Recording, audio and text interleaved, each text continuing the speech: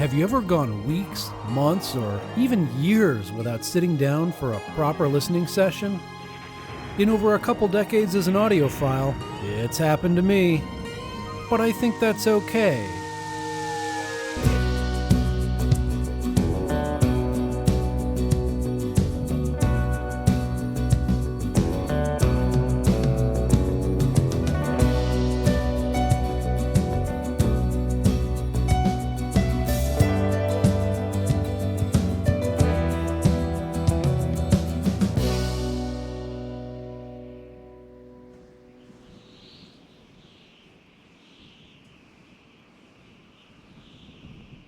So, life happened. You got busy.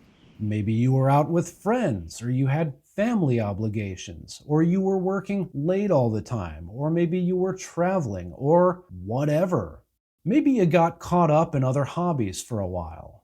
Or maybe you went down the system setup and tweaking rabbit hole until you burnt out on it, and listening started to seem less relaxing and more like a chore. And before you knew it, there was a layer of dust on all your equipment, and you were not being blown back in your listening chair like that old MkII tape advert. I always called it the listening drought, and I think it kind of comes with the territory sometimes, honestly. You know, audiophiles and music lovers, well, we talk all the time about what we're listening to and how we're listening, but what happens when the listening stops? It's almost like a taboo subject. We tend to think of it as a bad thing. I mean, after all, we have time and effort and money invested in it, and quite frankly, some real emotional investment in it. All those years of chasing the sound we're after, getting the sources right, getting the right amplifiers, getting the right speaker setup, getting our room acoustics dialed in, and then it just sits there for a while sometimes. Well, personally, I'm guilty of it. You know, in the past, I've gotten so intense about scrutinizing my system setup and getting the system optimized and scrutinizing every single note in a song. Well, it can burn me right out. Or sometimes my living situation would change and I'd be stuck in a really suboptimal room that I just could not get sounding right. And so I just wouldn't want to listen to it, and then my passion and drive, it would just go. But a good musician will tell you that the notes that you don't play are just as important as the notes that you do play. And I think that really translates to our listening sometimes too. It's easy for us to fall into this trap where we don't fully appreciate how deep critical listening is actually a lot of work for our brains. We say it's a relaxing hobby, but is it always?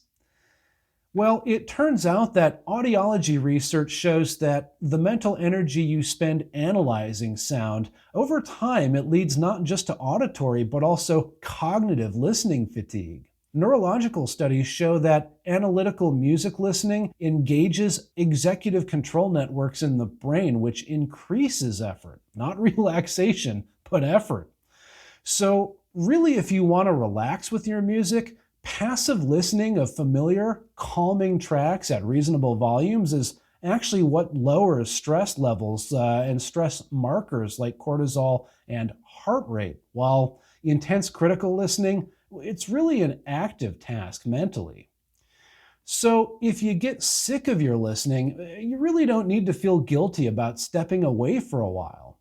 Critical listening builds mental and auditory skills. That is true. But when it comes to truly unwinding, that might not necessarily be what your brain needs. If you're not careful, you can turn something that's supposed to chill you out into something that stresses you out.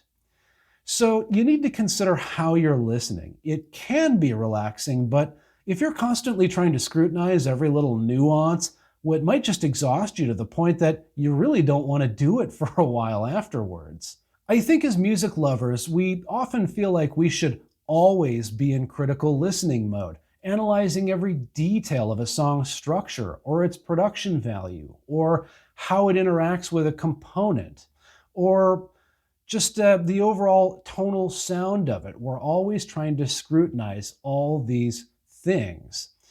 But Research shows that taking breaks from a given hobby and having a variety of hobbies, it's actually better for our brains and for our overall well-being. Studies on thousands of people worldwide confirmed that those who mix creative and social and other simple leisure activities reported less stress, lower risk of depression, and sharper cognition as they age. Variety is the important key here over intensity, so if you do step away from your listening for a while to engage in something else, you don't need to feel guilty at all. You're not abandoning your music or your equipment. You're giving your brain a reset, and that really helps you come back to it with fresh ears, fresh perspectives, and a readiness for that next round of enjoyment from it.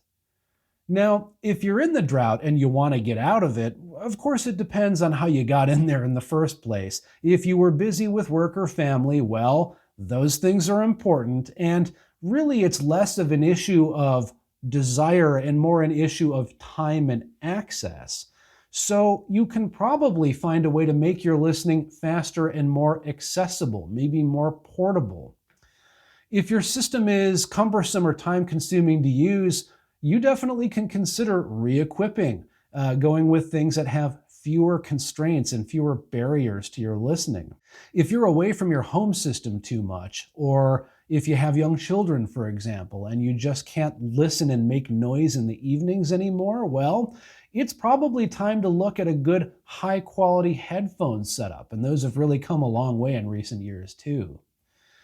But I think it also happens to those of us self-professed audiophiles like myself that the critical listening or the actual hobby element of it is what burns us out. We start to get jaded, and we really need that break to reset our heads and to reset our priorities.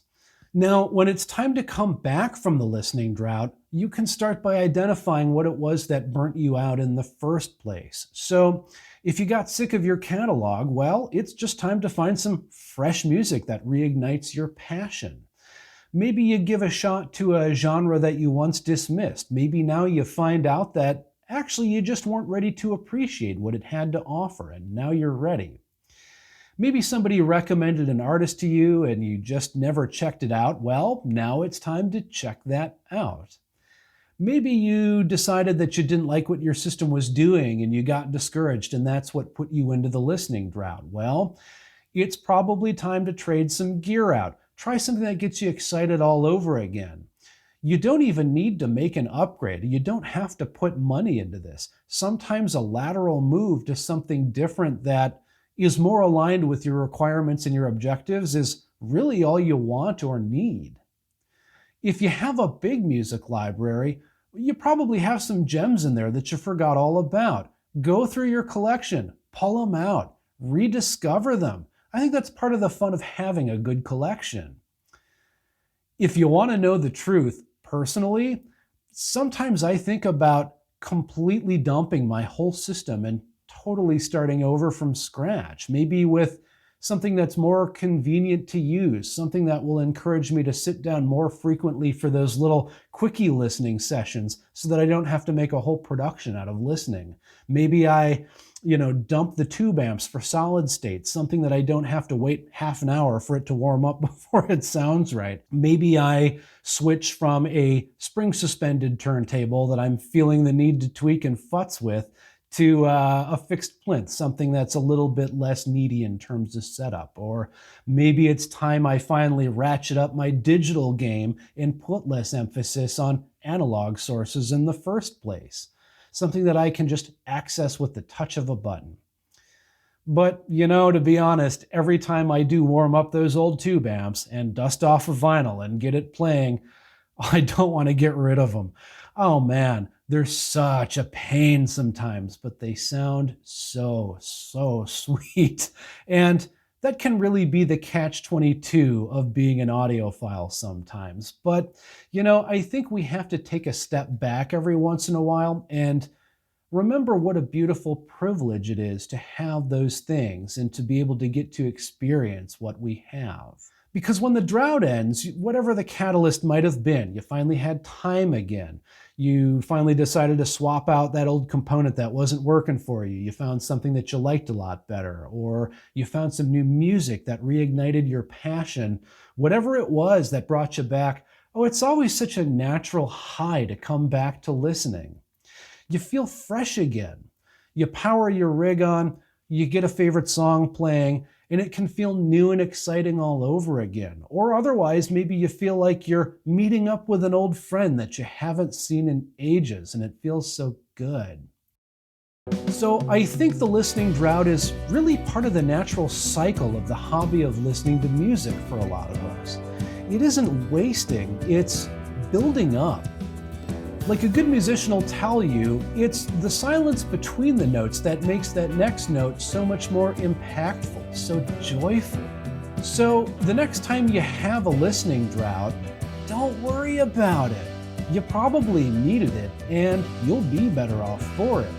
And when you're back, it'll feel so sweet.